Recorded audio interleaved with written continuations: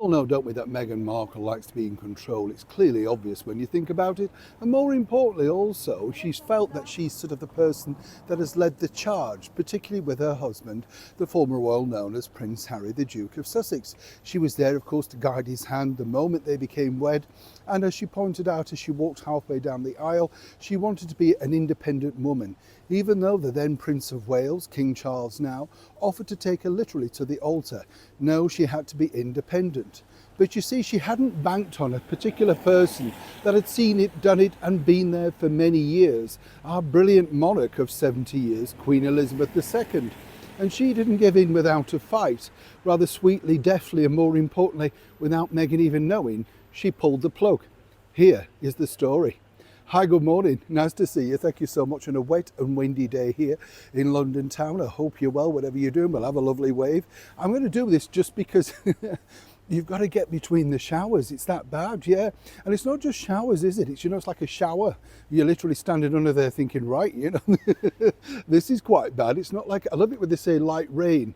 What's heavy rain then if this is light rain? Yeah, plays havoc with your barn. I know I've mentioned that before. It does though. Something else that played havoc, of course, with the barnet of our wonderful Queen Elizabeth was this person. That's right, Meghan Markle. Couldn't exactly get a moment without her the moment she decided to enter the British monarchy. And very cleverly, some people might suggest, she became, well, the person that even the corgis, according to Harry, absolutely loved and adored. I'm not so sure about that, but there you go. What's interesting though is there's a story breaking over here in the United Kingdom, all based on the forthcoming memoirs of the former British Prime Minister, the Conservative Party leader, former Mayor of London, the Right Honourable Boris Johnson. And he's got a brand new book out called Unleashed. You couldn't really time this any worse for that particular party because they're now starting their conference party season. So again, well timed, some people might suggest.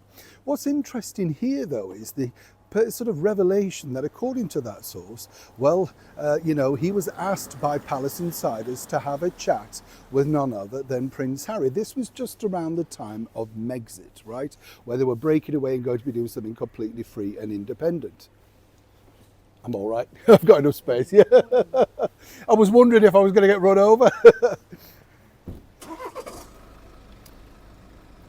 But you see, Her Majesty the Queen was very clever indeed because, as I've told you before, she got on incredibly well with her prime ministers and she did have a soft spot for Boris. Yes, he made one or two mistakes, but she forgave those. She knew he was new in the job and they bonded ever since, of course, collaborating together when he was mayor for the Olympics and that bond situation which went so well.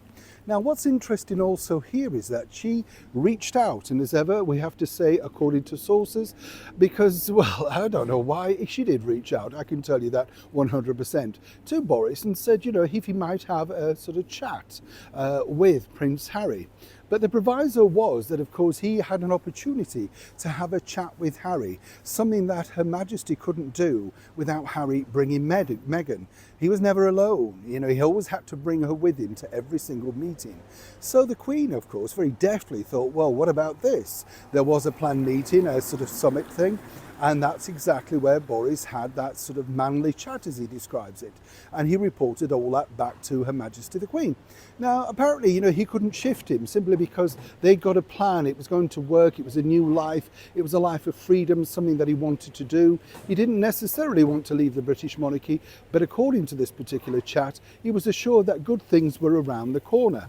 Now, Her Majesty the Queen was very indebted to Boris Johnson because, as she said, you're not a member of the family, you're somebody completely away from it all, and perhaps he will listen to a bit of reason that way.